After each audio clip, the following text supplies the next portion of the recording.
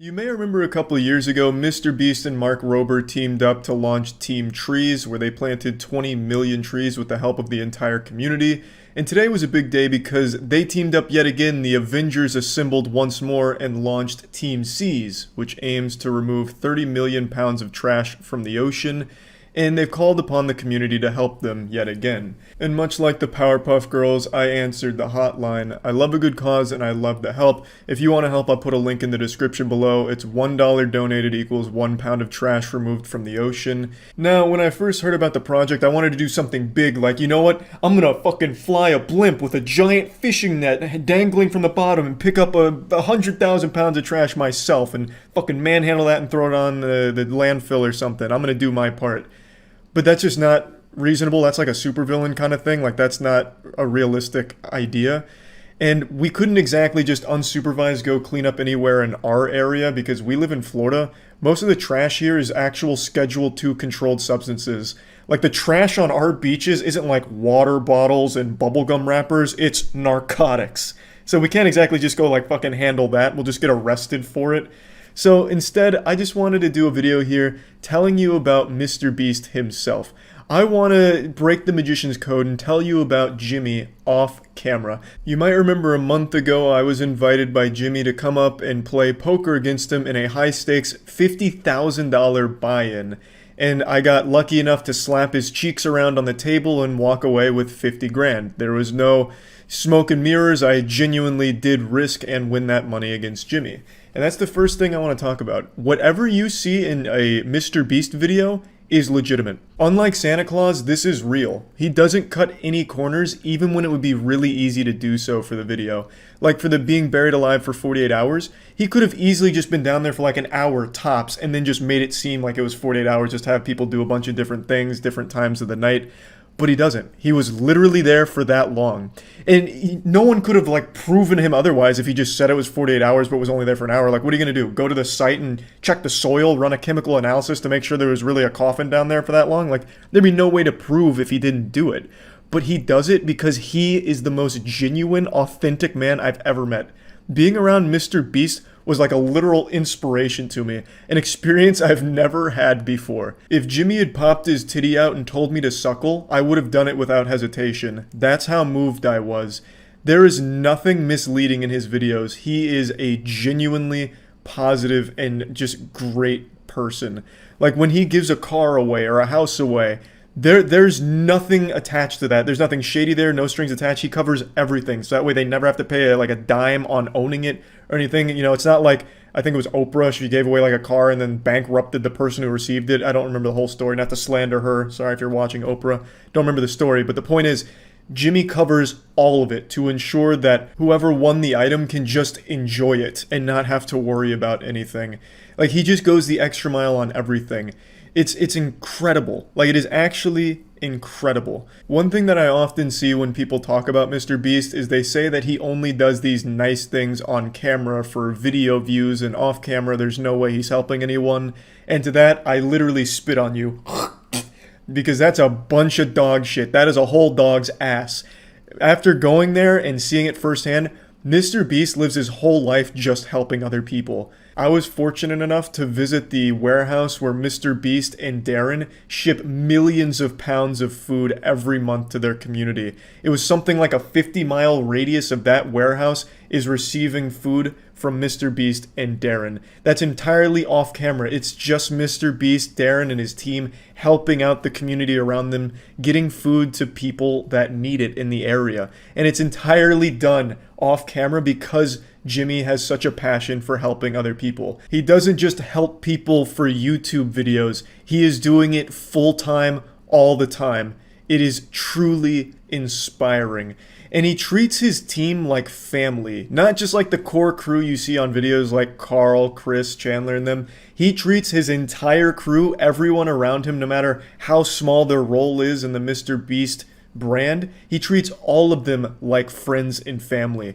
Like, we played a pickup basketball game with just a lot of people that he works with, that he considers good friends, because everyone is treated so well. He really does just all the time look out for people and want the best for others, and does everything he can to ensure other people are happy. I've never been someone that like idolizes someone else or like fights someone else's battles unless it's like Brendan Fraser or Keanu Reeves or something. But with Mr. Beast, I have never seen someone use money like he does. He uses money not for himself, but for everyone around him to help them be happier or get them things that he thinks will make them happier. And I don't know, it was just something so like awe-inspiring, like truly. He was such a genuinely honest, nice person. And I feel like a lot of people have this impression where if you're doing nice things on camera, you're probably an asshole off camera. And yeah, for some people that might be true, but for Mr. Beast, fuck man, he might even be like a better person off camera. Like, it's actually incredible. I mean, shit, there was one time where we went to a place where they were filming a video and a nearby tree had to be cut down for the video to occur. And in response to that tree being cut down, he planted 100 more or 1,000 more or something crazy like that in the area nearby. Like, so he felt so bad about having to cut down a single small tree nearby that he put a ton more in its place because he genuinely cares. So anytime you see Mr. Beast doing something like Team Trees or right now Team Seas, it's coming from a genuine place of passion.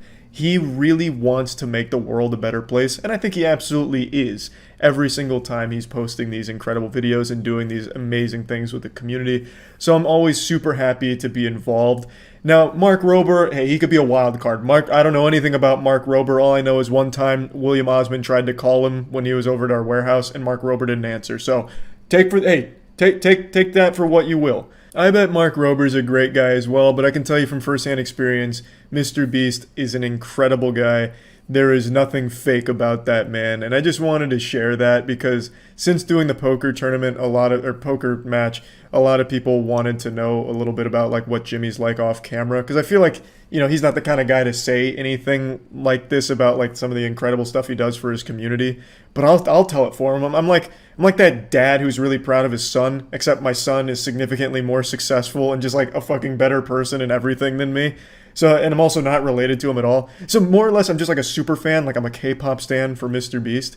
I just wanted to share that because I was truly blown away by that trip. If I had to think of one negative thing about Mr. Beast, it's that he got me addicted to gambling.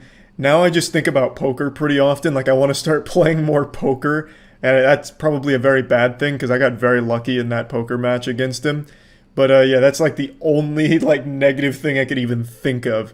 The guy is truly just a class act, and I just wanted to share that. Team Seas is yet another incredible project that Mr. Beast is a part of, and what he and Mark Rober are doing is just amazing. I think it is a truly fantastic thing. So if you're interested, click the link in the description below. Every dollar you donate is a pound of trash removed from the ocean. And yeah, that's about it. So yeah. I really wasn't planning on weighing in too heavily on this whole Mr. Beast drama that's blowing up, calling him demonic for his newest video about curing 1,000 people's blindness. Because I feel like the only people that are going super hard on this, you know, making a big hoot and holler, calling it demonic, are people who are terminally online, like a Twitter prisoner, their soul trapped on the platform, forced to tweet 50,000 tweets a year, and pretty much find every possible thing to be upset about. I'm still just not convinced there's any real, breathing, sentient people that actually have these thoughts outside of Twitter. I think Twitter, for some reason, acts as like this exorcism to bring out the dumb demon within everyone. It's extremely easy to go on Twitter and say the stupidest shit imaginable and never register how dumb it is. I don't know, that's just the Twitter brain rot in a nutshell. It's very easy to do things on there and feel like you're being productive, like you made a mean tweet or you complained about something, thus you're improving the world. Anyway, I'm already getting lost in the sauce here. I'll break down the situation.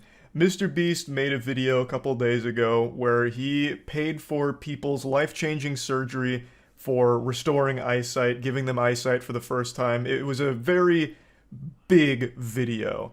Performed extremely well, tons of views, but it also spawned tons of controversy, which isn't surprising at all. I'm sure everyone saw that coming. This wasn't a shocking revelation. It was about as surprising as learning that poop smells bad, because everything is controversial to someone, no matter what. And I know this has been said a million times now, but it is the truth. If Mr. Beast made a video talking about how he found the cure for cancer and is giving it away to, like, for free for everyone, forever, there would still be a large group of people online that would be comparing him to the Antichrist and saying he's only doing it as a selfish means and it's exploitative. Like, there is just, we've reached this point where everyone has to be mad about something, no matter how positive it is. It's pretty much a giant fucking parody of civilization at this point when it comes to how Twitter responds to shit. But anyway, he makes this video, he pays for all of these surgeries, and he gets blasted on Twitter for it by a large group of people. I'll just go ahead and bring up probably the biggest tweet that people were talking about. It's this one that talks about it being demonic and not being able to explain why, which is always such a beautiful argument. This thing sucks, but don't ask me why, because I can't explain it. It just does, because everything sucks to me. Fuck everyone and fuck everything. Everything's negative. It's a really great point that they're making here. But anyway, this led to a large discussion and people debating, is it even a good thing what he's done here? So let me weigh in here. You know, here comes Mr. Beast's unpaid PR guy coming out. I think it's a good thing. I think there's a lot of good arguments to be made about the state of medical treatment like this. How 1,000 people could have had life-changing surgery if they were just born wealthier, or if they were a bit luckier with their financials. If they just had a good spawn in life, they could have been able to afford this life-changing treatment and been able to see. But it's been paywalled, and they couldn't afford it. And the only way they were able to get it is because Mr. Beast wanted to make a video out of it. That's a very real problem. But it's a problem Mr. Beast didn't create. He's not the supervillain puppet master behind the scenes making these treatments unaffordable. This is so weird to target him. It seems very misguided instead of going after the actual issue at the core of all of this. The gift of sight shouldn't be something that you have to fucking be lucky enough to afford. Treating vision like some kind of DLC paywall package is so fucking awful. A lot of people criticize this because he made a video out of it saying, well, you could have just done this on your own, which you could have, and I always agree that that's a very fine thing to point out. I've always agreed that doing good deeds in private is far more genuine and authentic than doing good deeds for the sake of public brownie points or reputational benefits. A YouTuber making a video, giving homeless people money for 12 hours challenge. Impossible. It's like, oh, that's kind of fucking weird. But I've also always maintained the stance of, yeah, the motivation may have been selfish, but those people did get money that is no doubt going to be helpful for them. So it's a good deed done by a less than good person. And the thing with Mr. Beast is, he does do a lot of great shit for his community in private. So when he does do these public displays of doing good things, I never get the impression that it's inauthentic or coming from a place of trying to, you know, capitalize on the back of suffering or anything like that. Like, of course, you can obviously tell it grows his brand, so it is mutually beneficial. Him doing good deeds does also benefit him, maybe not financially, but in terms of, like, subscribers and all of that, it does help him. But both things can be true, that he could be genuinely wanting to help people while it also helping himself. But I feel like Mr. Beast, given his track record, has shown that he does these things to hopefully inspire others, and the money he makes from this content usually goes into other things that help other people, like Mr. Beast philanthropy, for example. So it's always fueling a greater good regardless. But something that is important to point out is that, yes, it does grow his brand. He benefits from this. Even if it's not financially, he obviously is going to take a huge net loss on this because of the price of these surgeries. His brand does grow from it. But I ask, is that a bad thing? For so long, people have called for positive role models to be the people that are successful and popular.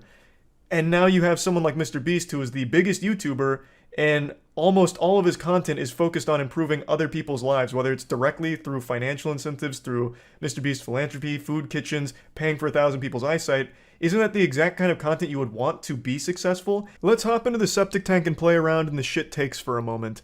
Let's say Mr. Beast is truly rotten to the core and everything he does is driven for selfish gain, of growing his brand and all of that. No matter how you spin it, 1,000 people in this video just had their lives improved for the better. And let's say other selfishly driven assholes watch this video and they see the amazing amount of views on it. Well, they might do the same thing. 1,000 more people get their blindness cured by another YouTuber who wants a ton of views. Also, real quick, Mr. Beast didn't find the cure for blindness. It's not like he was digging in his backyard, found buried treasure, and it was just like this fucking panacea to cure blindness or anything like that. He is paying for surgery that currently exists. Just wanted to quickly clear that up real quick, just in case anyone keeps seeing these headlines and are convinced that Dr. Beast came in here and found some kind of wild blindness cure. But anyway, it doesn't even matter what the motivation behind the videos or the act is, because no matter how you spin it, there's the immutable fact that 1,000 people just had their lives improved for the better. Even if Mr. Beast is the result of a fusion dance between Darth Vader and Doctor Doom, it wouldn't change the fact that 1,000 real people just experienced a very real improvement in their life as a result of them making that video. Which in my opinion is a good thing, and I feel like most people should feel the same way. There's plenty to be mad about with the core problem here, which is these people should have already had access to this treatment without Mr. Beast needing to make a video on it. That I completely agree with. But that doesn't make me mad at Mr. Beast for doing it. That makes me upset at the system that's currently in place enforcing that. That is the issue, not what Mr. Beast has done. And I'm so fucking tired of hearing this term poverty tourism tossed around when talking about Mr. Beast. It just shows such a gross misunderstanding of what that even means. To try and slap that label on what Mr. Beast does is so fucking off the mark. The worms in your brain must be suffering from parasites. Like, there is so much wrong in your noodle to possibly even think for a second this could be considered poverty tourism. You know what is poverty tourism, and something that a lot of YouTubers have done and is exploitative, is the people that go to, like, when Phidias went to the poorest country in the world, and it's just showcasing, oh, look at how poor they are, and treating everyone there like props for his own video. That's poverty tourism, and I will fully agree that there are cases of people trying to emulate Mr. Beast, like the example I just used, Phidias, and just completely missing the mark and ending up making a video where it's just, hey, look at all these poor people. Wow, they're so poor. Can you believe they're that poor? Maybe we should do something? Like, that's an issue. Yeah, that content sucks. I don't support that. Fucking nobody supports that. When Phidias posted that video, he got dunked on by everyone on the internet. It's not something people like. But what Mr. Beast does, I think, is very far removed from poverty tourism. Now, there is one very legitimate complaint directly at Mr. Beast that I will agree with, and it's the thumbnail. The thumbnail is weird. I definitely think this is one of Mr. Beast's weirdest thumbnails here. It's like alarming, almost. Like, there's like 1,000 words told in this single picture here, and none of them make any sense. So yeah, I think the thumbnail is very odd. But yeah, thumbnail aside, I think what he's done is a good thing, obviously. And I don't really know how you can even justify through mental gymnastics why it's bad and why you hate him for it. It just doesn't really compute with me. What you're actually mad about is an issue he had nothing to do with. Again, I don't think people should have to rely on a YouTuber looking to make a big video in order to get life-changing surgery. That is the issue. It's not so much the YouTuber that pays for that surgery. That I think is just, no matter how you spin it, a good thing for the person. I'm really tired of people speaking on others' behalf, getting offended for other people that they're not involved with and they don't know. I've seen a lot of people attribute feelings to the 1,000 people in these videos saying, man, they must feel so used and exploited. They must feel so violated that Jimmy used them here for a viral video. Well, I'm going to make a counterpoint. What the fuck are you talking about? Do you know them? Huh? Was that you in the video? Your family member? Your friend? I doubt it. Highly doubt it. How are you going to speak for them? How are you going to be mad for them and try and tell everyone what they were likely experiencing? I would wager a guess they were experiencing a high level of happiness. I bet they were thrilled to have eyesight. Would be my guess. So yeah, anyway, that's really my take on the whole situation. I think this drama is one of the sadder ones I've seen in quite some time, because I feel like this is just something most people should be celebrating. Like, hey, the biggest YouTuber is doing good things, as opposed to degenerate shit, like most people online. I think that's something to be happy about. There's 1,000 people whose lives have just been improved. I think that's a good thing. Like, I think that's a big thumbs up. There are issues you can talk about as a result of this, and there is a really good discussion to be had about, like, the actual core thing regarding the surgery and the cost of these kind of procedures. I think that's a good conversation to have, but I don't know why it comes back to Mr. Beast being a bad guy for paying for the surgery. So yeah, I just wanted to talk about that. That's about it. See ya. Yesterday, Kris Tyson of the MrBeast crew had a ton of evidence surface about horrible behavior with how they communicated with minors, as well as a past of really disgusting shit. A lot of people are calling the Season 7 writers of 2024 internet drama lazy because they're reusing a similar plotline. A lot of people drew comparisons to Dr. Disrespect recently being outed for talking inappropriately to a minor. There are tons of screenshots to showcase exactly what was being said to someone who was between 13 and 14 years old at the time, and it's fucking gross. It's completely unacceptable. Some of them were just public tweets right under everyone's nose. So, Ava Tyson was an adult at this point. Lava was a child. And saying things like, I posted some fire nudes for you, please no share, and then other shit like, but not $5 pathetic JK kissy face, they seem to communicate a lot, even sending Snapchats. So here's one that says, coming for America, and then goes on to talk about being in a group chat and everything. And I've seen a lot of people try and cope and deflect saying like, oh, it's just edgy jokes, people are blowing this out of proportion. What a bunch of fucking nonsense. That's a load of hooey. That's dirty barnacles. That's ridiculous. Under no circumstances should an adult be communicating with a child in any inappropriate manner whatsoever. Edgy jokes between an adult and a child are still fucking gross. That's not like the slam dunk defense that some people seem to think it is.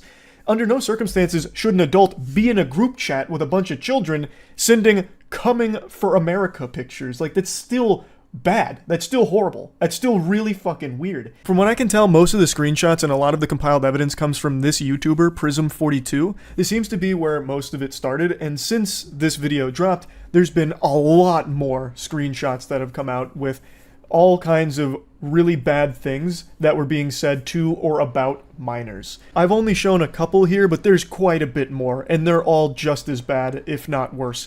Like, for some reason, Ava Tyson had a habit of calling a 13 or 14-year-old daddy. Like, you can't just write that off as being like quirky, inappropriate, edgy jokes that people are blowing out of proportion. That's unacceptable. It's indefensible.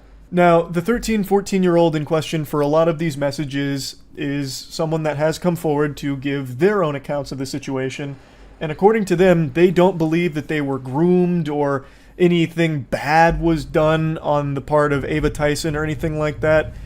And I'll just go ahead and give my take on it here. I talked about it on stream, and I'm not trying to be some kind of armchair psychologist because I'm just, at the end of the day, a little reptile brain idiot. But I really do feel like in a situation like this, it's very difficult to process just how inappropriate or unacceptable something was when you lived it. I imagine that it's very difficult to view this as the person that you communicated to so closely for so long was actually evil or doing things that were wrong.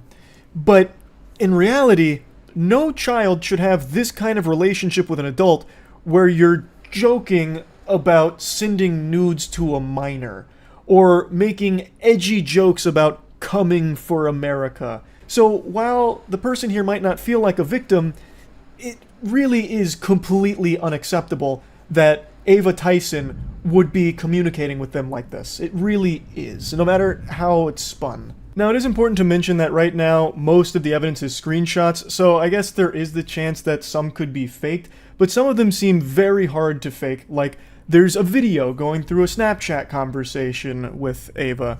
There's also confirmed things that were publicly tweeted from their account over the years, which I'll get to now. And it was also revealed that Ava Tyson had a history of being a Shadman enthusiast. Since all of the tweets have been deleted, it makes it very difficult to find the times that they communicated with Shadman or talked about Shadman and the art, but I did find this from Mudahar's video, who went to the Wayback Machine and showcased this tweet. And Mudahar censored it because the character does not appear to be over the age of 18. For those of you that know that name, that might have just triggered a Winter Soldier moment in your brain with your eyes rolling into the back of your skull, because it is so foul. Shadman was an artist who drew child porn.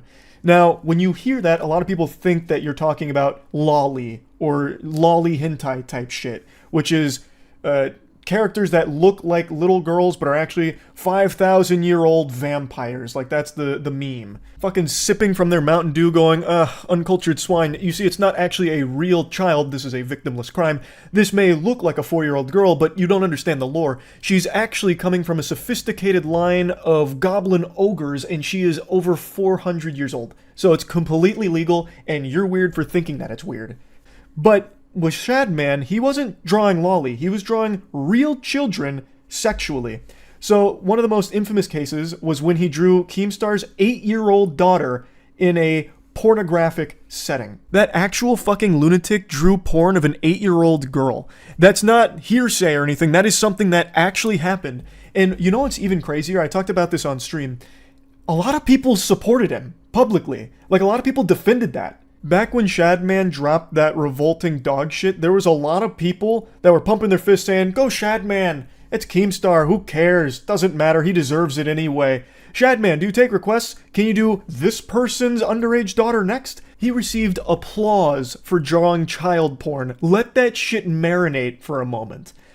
So anyway, Ava Tyson has publicly tweeted about Lolly, and in particular, there are tweets of Ava Tyson talking either to or about Shadman. A lot of the tweets are gone now because the Twitter account has been nuked, but there are archives of a lot of them. And one thing that still persists, and one thing that a lot of people have been showing, is that Ava Tyson may have actually commissioned a piece from Shadman, or at the very least, purchased a piece from Shadman. There's a clip from a mrbeast video where there is Shadman art hanging on the wall, belonging to Ava Tyson. I censored the close-up of the art for obvious reasons, but this is something that is irrefutable. The only question about Ava Tyson and Shadman's connection is whether or not a piece was commissioned or purchased. But at the very least, a piece was owned by Ava Tyson. And I don't think there's any wiggle room to just explain this away as some kind of innocent whoops-a-daisy moment of being ignorant of what the art was. With Ava Tyson having publicly talked about content and art like that, and then also owning a Shadman piece, I don't think it's some kind of coincidence. Like, I don't think it was an accident and they didn't know Shadman drew child porn. I really don't. And then yet another disturbing video surfaced where they had actually made a video a long time ago that linked to revenge porn of Jeanette McCurdy. The story is she sent pictures to her boyfriend, her now ex-boyfriend, and he leaked them out. And but the link's in the description if you want to see them. I mean, I'm not endorsing people to go look at somebody else's private business, but I know that you know, people might want to see them, so it's there if you want it. That's crazy. That's astonishing. Sharing revenge porn publicly and trying to spin it like, well, some people might want to see this, so for you degenerates, I've posted the link in the description. If you want to check that out. But you'd be weird to do that, and I'm not endorsing it. That's unhinged. Completely unhinged. So all of this started to hit the mainstream. More and more people started sharing screenshots as well as other chat logs, all kinds of things with a history of communicating inappropriately with or about minors. And in response, a couple hours ago, Ava Tyson did make a statement, and this is what was said.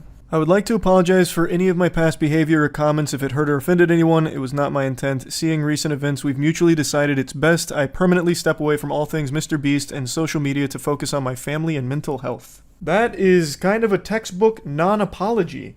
It doesn't address anything. It doesn't talk about anything. It's just like this blanket boilerplate statement about stepping away. There's no denial of anything, no claims that some of the information is false, made up, fabricated, a lie, a fib, a bunch of malarkey, nothing at all. You would really think that if any of the information was wrong or faked, that would be one of the first things that Ava Tyson would want to set the record straight on. But that didn't happen. Even if it was something like needing more time, I really feel like that would have been expressed in the statement, saying, need more time to talk about all of these things that are incorrect. But again, that's not there. So they're assumed to be all correct at this point, and they're indefensible, the things that have come out here. As I was rendering this video, Ava Tyson dropped more tweets claiming that no one was ever groomed, and then states that the victim vocally supported that that's false. I again, already told you my feelings on that. I really don't think a child who has this kind of relationship with an adult would ever really recognize just how inappropriate it was because it became so normalized to them, which it never should be. It's a horrible thing, and there really is no excusing it in my eyes. Going further, there's an apology about unacceptable social media posts, and then saying that it was edgy jokes and that it was unacceptable humor, that it's like a thing of the past and it's been misconstrued into things that didn't happen, and then not wanting the accusations to impact hundreds of people who work at mrbeast, which is why Ava Tyson has stepped away. I just don't think you can write off a lot of those social media posts as edgy jokes or edgy humor when you actually owned art from an artist who draws child porn. That's not a joke anymore. Haha, bought some child porn art. Like, that's not exactly side-splitting comedy. Like, I don't really think you can just go ahead and hand wave that as being edgy and like old humor that you've grown from. And then some of the tweets about it and like requests, what's the joke? Like, what's the punchline of that? I really don't think you can just say, oh, it's just edgy jokes that are blown out of proportion. Sorry if people are offended by it. Like, that just doesn't really work to me. As of right now, there's been no response from mrbeast or anyone else on the team about all of this. So it remains to be seen whether or not Jimmy or anyone else on the team knew about these things or what's going on there. But as of me making this video, there's still no response yet. So this whole situation is obviously horrible. And there's a little bit more I want to talk about here. And it's something I didn't even think I'd ever need to talk about, but I guess we've reached this point in the internet where this is necessary. I've been being attacked on Twitter, just fucking dogpiled, about my ignoring the situation and refusing to speak on it, being too much of a coward to talk about all this, which is crazy to me. And then people saying like, oh, where was the same energy for or where was the same energy that you had for Dr. Disrespect here? And it's crazy that I even have to talk about this. So last night during stream, this story was still breaking. Things were still coming out about this story. And I talked about it on stream last night. The same day all of these pieces of evidence were surfacing. I talked about it immediately. Once I became aware of what the evidence was out there and what the claims were and what was going on, I was talking about it right away. And I even posted a video that is highly edited and short, nice and concise, about the whole bare bones of the situation and my thoughts on it for the second channel, so that way even if you have the biggest brain rot and can't focus on a video for long, you can still finish that whole video and see just how bad this whole Ava Tyson situation is. So I talked about it immediately, but Twitter didn't see that video, and the ones that did wrote it off as, oh, he's only going to put this on his second channel because he's afraid to put it on his main channel. He didn't do that for Dr. Disrespect. He was like that with Dr. Disrespect. You are provably wrong. All you had to do was activate a few fucking neurons in your noodle. Check my Dr. Disrespect video. I posted it at, I think it was 9 p.m. on June 22nd. June 22nd is when my Dr. Disrespect video went up. The allegation against Dr. Disrespect was on June 21st. So what happened is, that allegation came out. I talked about it on stream. Dr. Disrespect made a statement as well the same day that I talked about on stream. Then the following day, almost a full 24 hours later, I made the video talking about it. And in this situation, it is the exact same timeline. I was talking about it as everything was unfolding. I even had a video go up on the second channel going over everything that was coming out, and now I'm making the full video about it 24 hours later. It's the exact same speed and same energy as the Dr. Disrespect situation. And the main person who started this lightning rod of accusations about me ducking it and refusing to address it is fucking Sneeko of all people. Yo, look out, Moist Critical is not going to go talk about the Kris situation because he wants to have the mrbeast collab. Bro, you're going to talk about every other trending situation, Dr. Disrespect, Sneeko, anything that goes viral goes on your main channel. Kris, the associate of the biggest YouTube channel in the world, you do a 4-minute clip on your second channel. Stop coping and be a journalist if you're going to be a journalist, or just say that you want to have the collab. Stop lying. Jesus Christ, the fucking drool there is gonna drive me insane. I need to go put on the fucking bathrobe here and give him PTSD or something. What do you mean it is a 4-minute clip? Because I did that so people like you who don't pay attention long enough could see my take on it and also get the bare bones information of what makes it so horrible. That's the reason it's a 4-minute clip on the second channel. It was never going to be the only video I made talking about it. I was always going to make a full breakdown of this because it's bad. It's a horrible situation. So yes, you're right. I do talk about like big trending bad shit like Dr. Disrespect or like Cody Ko most recently.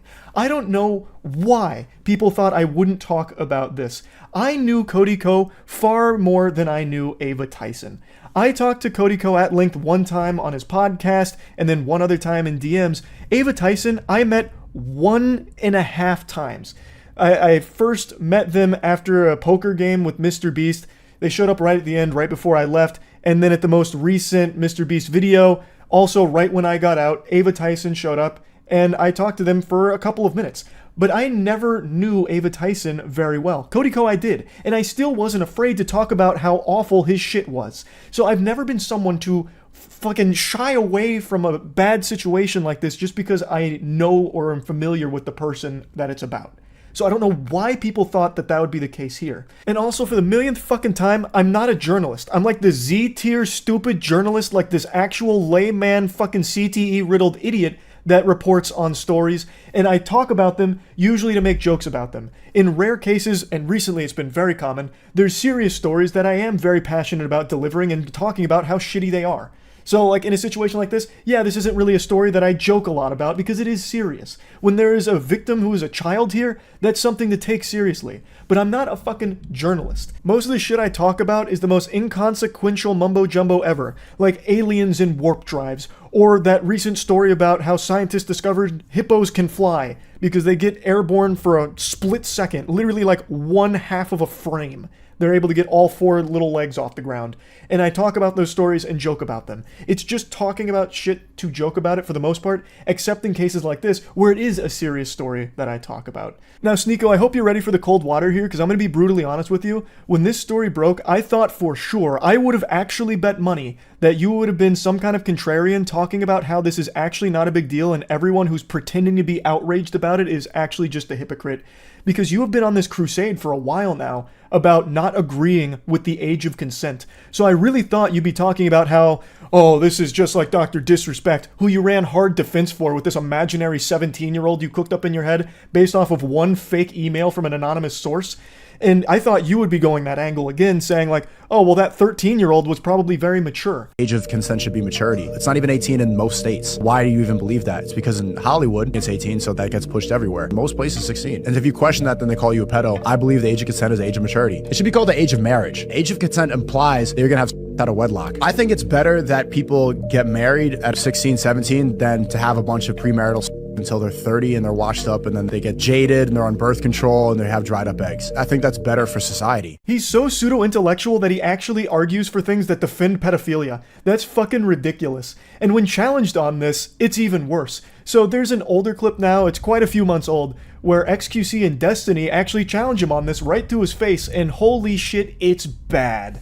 You see how you want to answer the question? You see how he's going to yap and not answer the question? I'm going to ask the same thing when you're done. Go ahead. I just answered the question. I just told you. What was the age?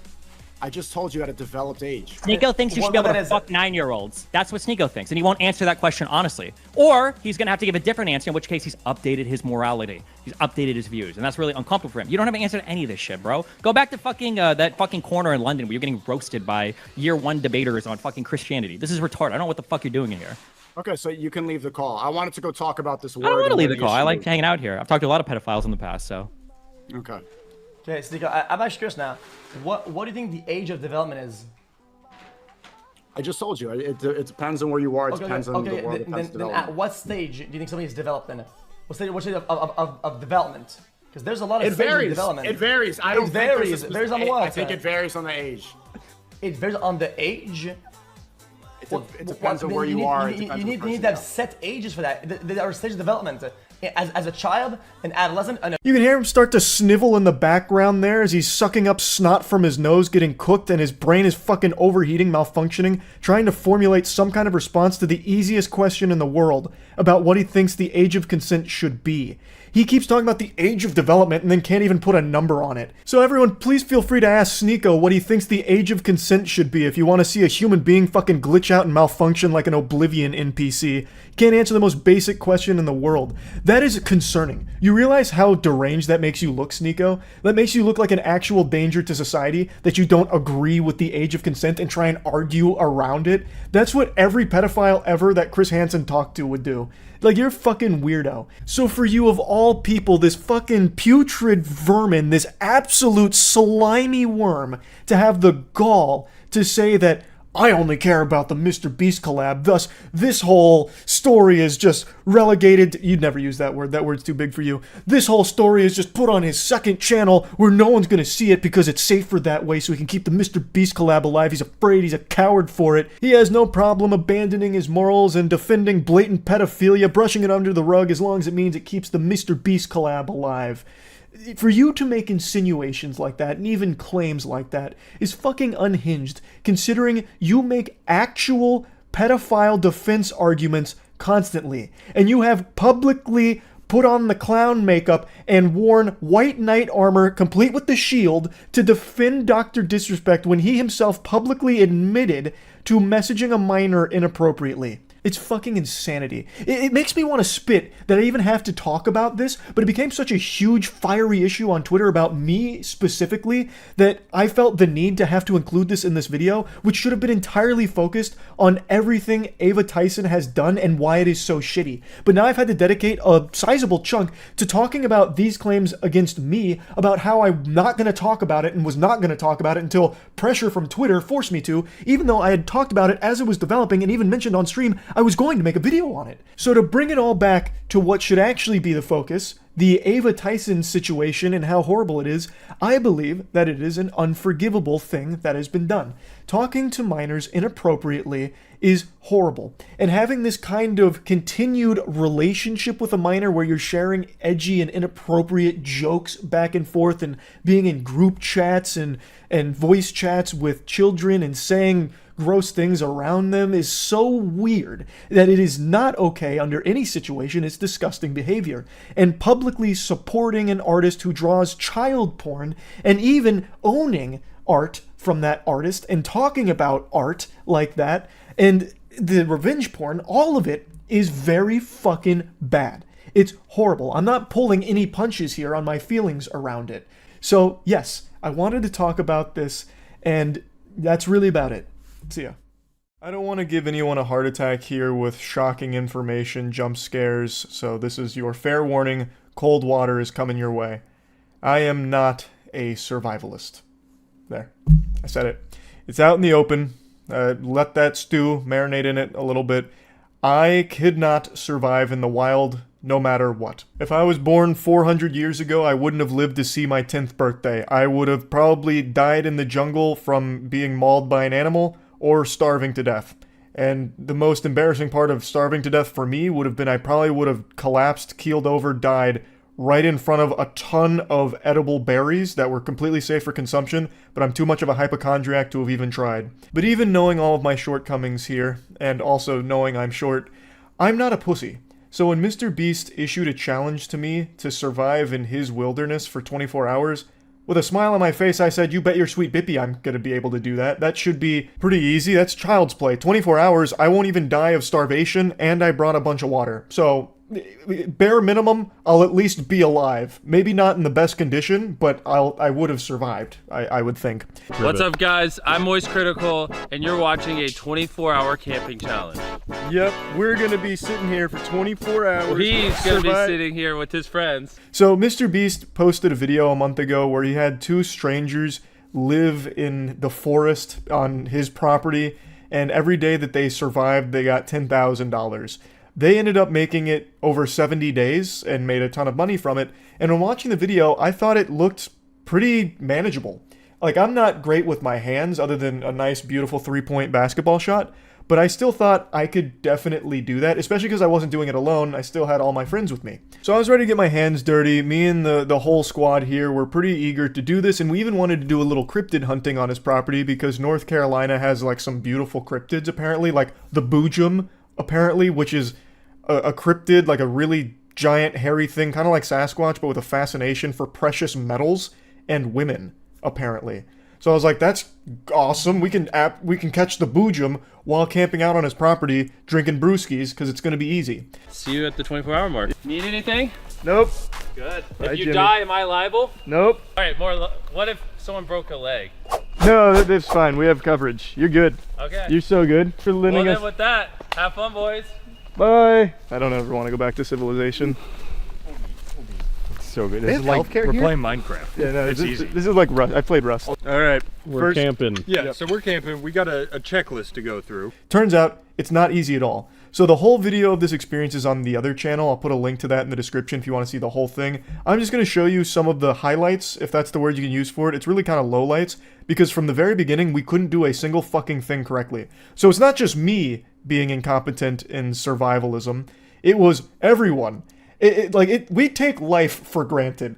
If we didn't have houses, I feel like at least 60% of the population would die off within a month, because surviving in the wilderness is not easy, especially on MrBeast's property. When I watched that video, I also expected that the forest that they were in, the wilderness, was like heavily catered to be safe, you know, like no bears, nothing dangerous or anything. I thought it was like really bougie and, you know, it wasn't that difficult. Well, it turns out it's just fucking God's country out there. It is actually just untouched jungle.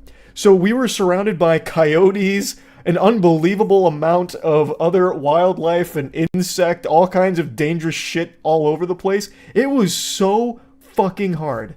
How's he doing? That's some big wood. That is some big wood. That's some big wood, and he's making a smaller wood exactly like we need. Charlie, do you think you're the best camper? Yep. All right.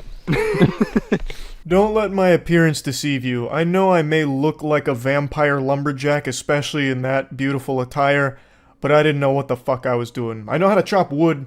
In fact, fun fact, I actually practice wood chopping motions by using a sledgehammer on a tire just for cardio. I actually really like hitting a tire with a sledgehammer because I think it's great cardio. But unfortunately, we didn't have the classic meaty axe. Instead, we just had this little one-handed hatchet here that's just like a little fucking toy. When Roanoke settlers disappeared, following their trajectory, they would have landed right here in these woods.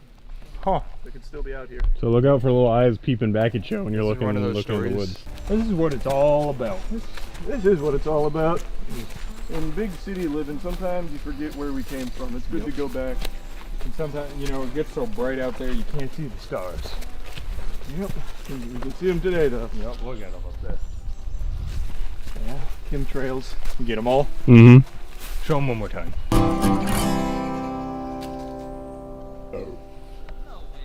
Good thing we're about to get the fire going. We want a stick. You're doing pretty good for a man who's never made a bow drill. I think you've got it. The fact that we can't even do it with a flint and steel makes me think we're never going to do it with wood. Yeah, no, for sure, never. Yeah, but I watched a tutorial on how to do it with wood, so we'll get it. We need way fluffier tinder than this. Well, who's on shrubbery duty? I think you are now. What the fuck? It wants to light. It told me. It said, please. It's starting to smoke. That's what men do. Sunlight soon. Oh, that was so good. Whoa. You got it, Danny. Magic hands. You got it. You got it. Magic hands. Hot hands, Danny. Danny can do anything. 2 hours later. I think you get in the next 10. I think so too. I've been thinking that for a long time. 7. You got this, brother. 6. Oh, there's smoke. 3, 2, there it is. This is the one. Oh. We went through the whole tech tree on how to make a fire there. So we initially started with just hands and stick. Chase gave that one a whirl. That wasn't getting us very far. We then had Matt working on a bow drill, which that never even came close. Caleb then started working on a bow drill. That got a little smoke for a second. We then went to flint and steel. Still couldn't get the flint and steel to work, which is probably the most shameful thing imaginable. But the problem was all of the sticks, all of the things we were using to try and catch fire were kind of damp, because it must have rained a little before we got there or something, because everything was still kind of damp, so it wasn't lighting. So we started trying to put like paper on it and other things that were flammable. Like, as I was fucking firebending with the flint and steel, nothing would ignite. Danny sat there for like actually 30 minutes straight, just constantly shooting flames at it like a goddamn Charmander. Still nothing was catching fire. So eventually what I did is I just ripped the sleeve off of my flannel, threw it on there, and had Danny light that, which finally worked. Now the shirt, now the shirt. That counts. Wait, don't blow, don't blow. Yeah, let it, just let it. Don't blow anymore. Okay. Wait, you're smothering it. No, I'm getting the pine needles above it. Danny! Good work, Danny. There he is. The man who brought fire to us, Prometheus. You cannot see me. Can't see you. Can't see you. We need to feed it a lot of fire because it'll burn out really quick. Literally everyone that did something. Hey, and don't forget Charlie's shirt. Oh yeah. Oh, it is hot. Of course I've got a Success, Charles. Now we can start making chairs. Yep. All right. Where's my axe? It's so funny in Minecraft. It takes like way less time. Yeah. Yeah. Where's our snow thing? I've been mining this whole time. Yo, let me go find what that noise is. I'll make an XP farm for us. Remember that time that Danny worked himself to the bone to give us this beautiful fire? Yeah. Now we just need furniture. We do need I feel like furniture. I'm getting Those hit are by, yeah, so getting, bright. Getting hit by like 5 stadium lights. People watching my chef boy Mine's off. That was cool. I pinched myself in it. Charlie, how are the chairs coming? Well, I can't see anymore. What I didn't factor into the equation is just how dark it gets when there's not street lights. Like, that goes without saying, obviously, but you never really experience pitch black darkness in, like, city living. Like, you really don't. There's always at least something giving some kind of light somewhere. Out there, you can't see your hand in front of your face if you're not right in front of the fire or have a light source. So it became almost impossible for me to even try and make little seats, which I don't know why I thought I had the ability to do that. There were some big logs there. What I was going to do is just chop through them to make kind of like a flat surface out of them to set down.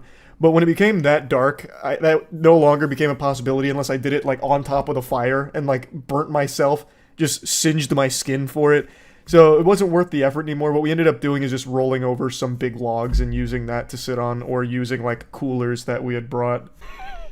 What are we actually doing out here, Charlie? We're hunting the boojum. The boojum.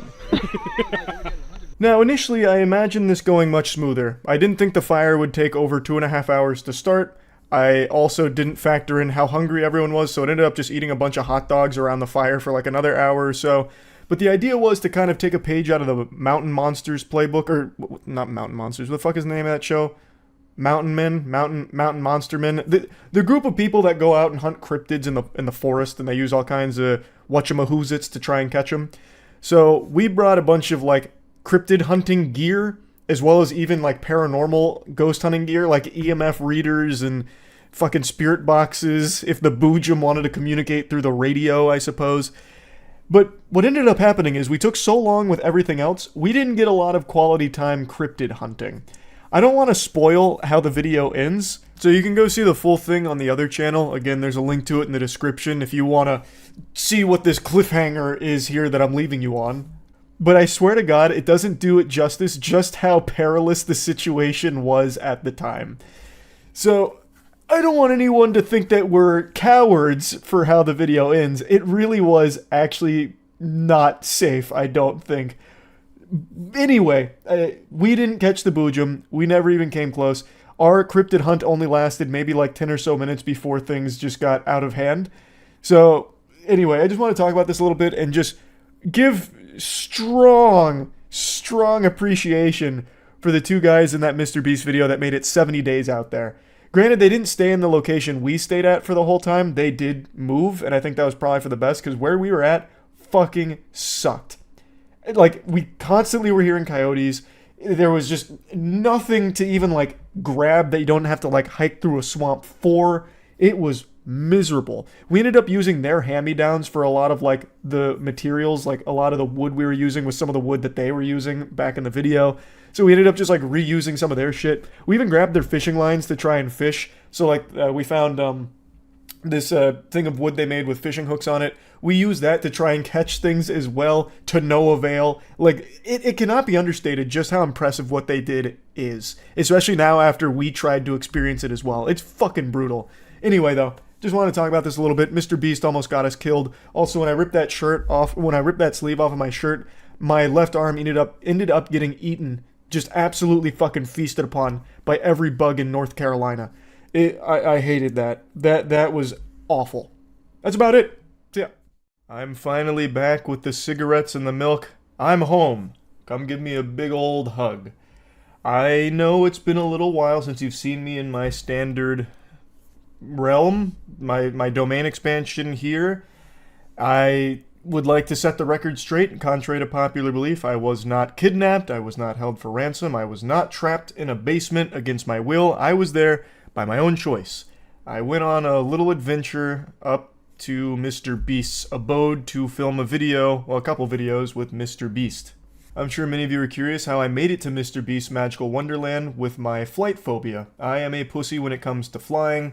I am terrified of it, so I take every alternative means of travel to avoid airplanes. I'd sooner travel by fucking unicycle than I would Boeing aircraft, or any airplane for that matter. So me and my friends actually took a bus up there that we had rented. And the way up was super smooth, super fun, even did some ghost hunting on the way. But on the way back, things went tits up. Out of nowhere, the bus just broke down completely. It was irreparable. It was kaput. Rest in peace.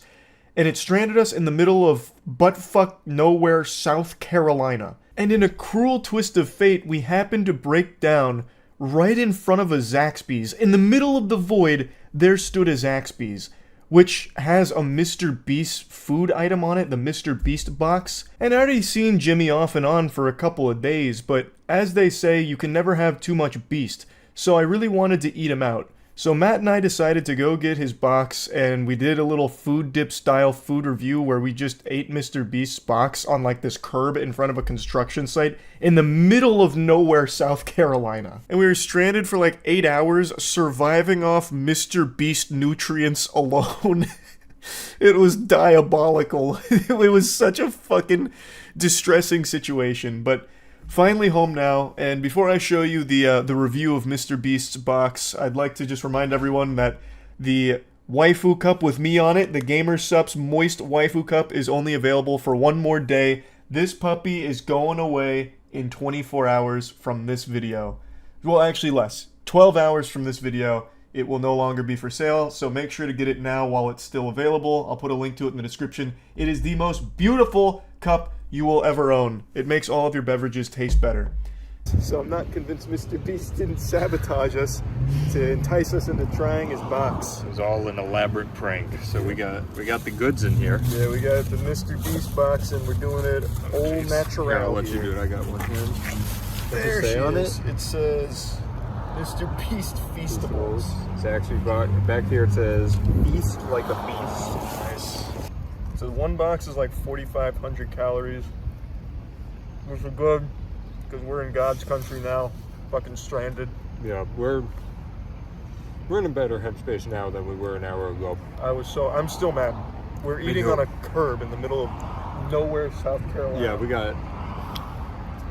we got some good stuff around. We've got the nice construction behind us. Mm-hmm. At least Food Dip has a car. That's so true. We have nothing. Yeah. Yeah, we broke down about, how many hours ago? 3 hours ago. 3 hours ago. We were stopping for a little break. Grabbed some Chick-fil-A, got back on the bus. Bus wanted a break too, wanted to start. Yep, so that's dead. Good toast. Good toast. It's got a nice crunch, even though, this was Ubered. Yeah, we didn't have to Uber it, it's right there. I could throw my toast and hit it. I saw where our Uber driver started from, and he was just up the road, and we were still closer. But you live and you learn when you're in the middle of nowhere. Yep. Are we eating the whole thing? Yep. So this is a mukbang. Yep.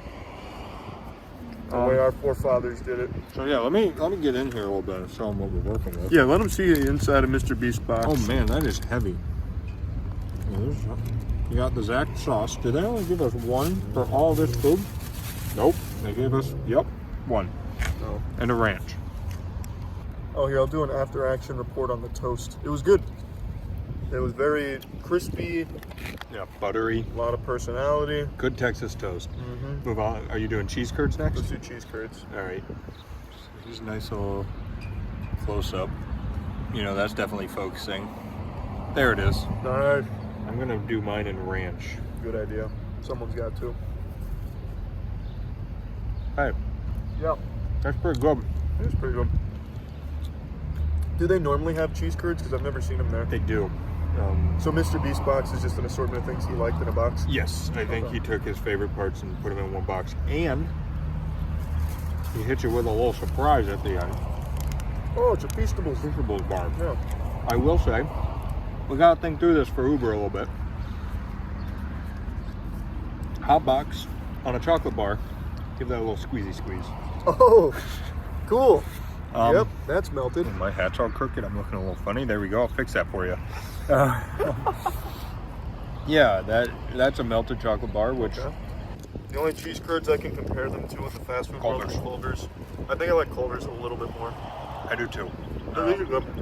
Yeah, these are not bad by any means. No. I really like Zach sauce. The Zach sauce is really good. Sorry, my arm's getting a little tired, so I'm just using my knee. I get that. It's been a long day.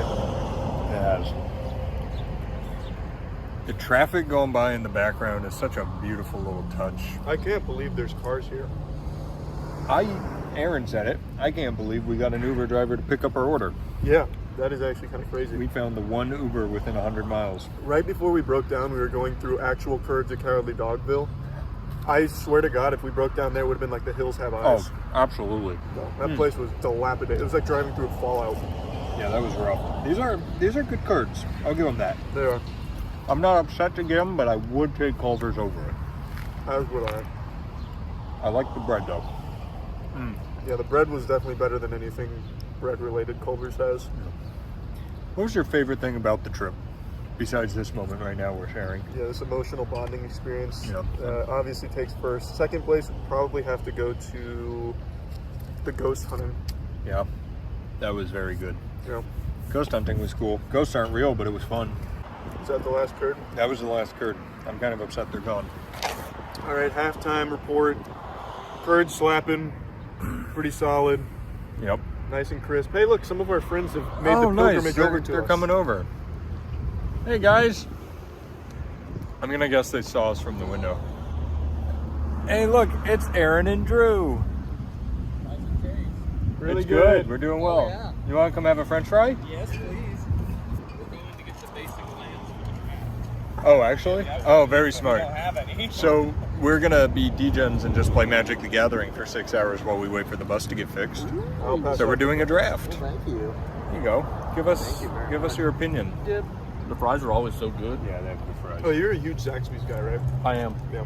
Oh, the Zach sauce just... Yep, the Zach sauce goes crazy. Oh, does it come with a feastable? They're working on the Try it. transportation. What? Oh! Luckily, I already know how it tastes. Check this action out. That's not really doing anything, but... Oh, yeah, there you go. Ooh! Yep. All right, bye-bye. Bye, guys. We'll see you when you're back. This is just like a food dip video. That Cameras and everything. actually felt so... Skip ahead like 20 seconds in the video. Go like... I think that'll just look cool. Someone's watching this. You couldn't have told them to like subscribe or something? You just want them to skip 20 seconds. Wonder who else we'll meet out here in the great outdoors. That was about as food dip as it gets. Is that just an abandoned building back there? No, actually, I don't think it's been built yet. Yeah, no, it's an in process of being built building. This is my first time in South Carolina. How you like it? Fucking hate it. But you're having such a good experience. I am. I am. What more could you ask for, though? Eat a Mr. Beast's box. Just two best friends. Just two dudes being guys eating box. Who's being guys? Three. Oh, no, four. 4 chickens. 2 and 2. This is meant to be a co-op box. This really is. I feel like, so I think on the app it said like 1,800 to 2,100 calories. And that includes a chocolate bar. This is made to share, I feel like. I think so too.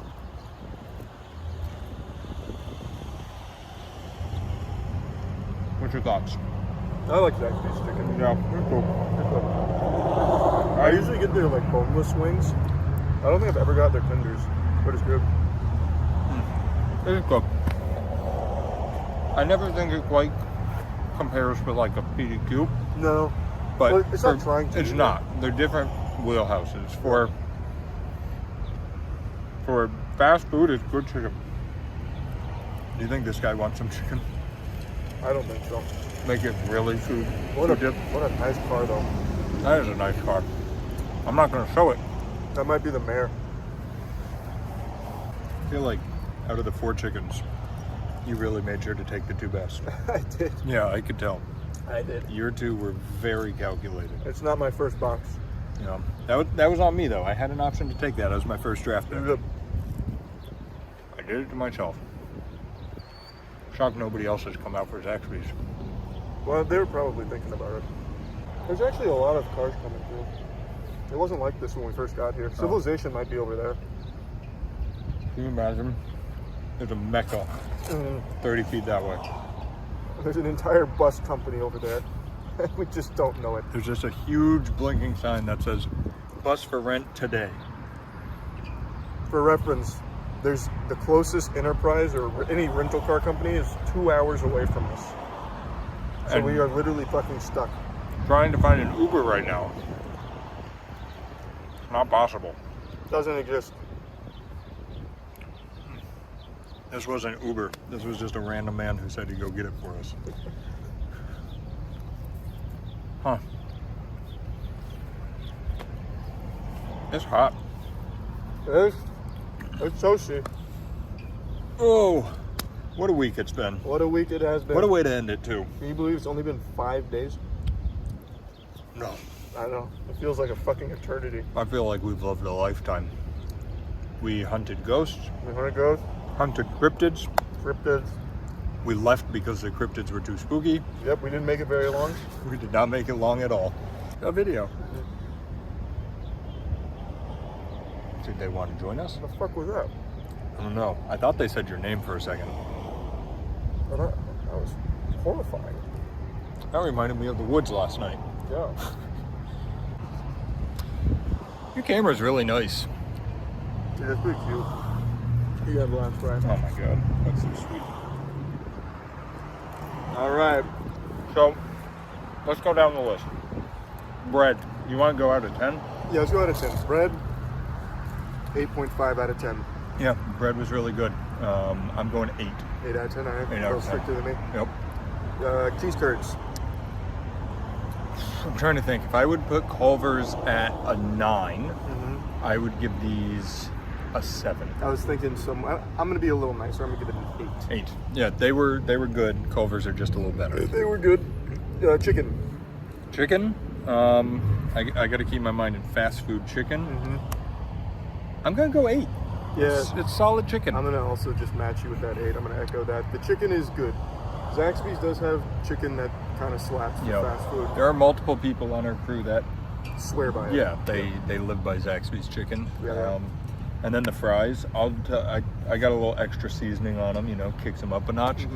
I thought they were solid. In the Zax sauce, 8.5. Nah, that's an easy 9. You're off your gourd. Easy 9 on the Zax fries. The Zax fries have great seasoning. There's real love there, and I appreciate that from them. That we need to rate is the Zax sauce. Oh, the Zax sauce, true. I would actually go 9.5 on Zax sauce. I would go 9. 9. I wouldn't go quite to Put the 9.5. red strike in there. I love Zax sauce. It's just good stuff. And now we gotta try the chocolate bar. We're men of honor. We're chocolate guys. Of course we eat melted chocolate. Here, show it to the camera. Oh yeah. Yeah. You wanna lick it together. I'm thinking maybe you just take the chocolate. Yum. It'd probably be better if it was solid, but it's good stuff though? Yep. Here, I guess I can squish some from the underbelly up to the top, and that way like our tongues aren't touching. Oh, smart. Yay. Man, if that was solid, that would be a chocolate bar. I would have appreciated it. Yeah. We should have just walked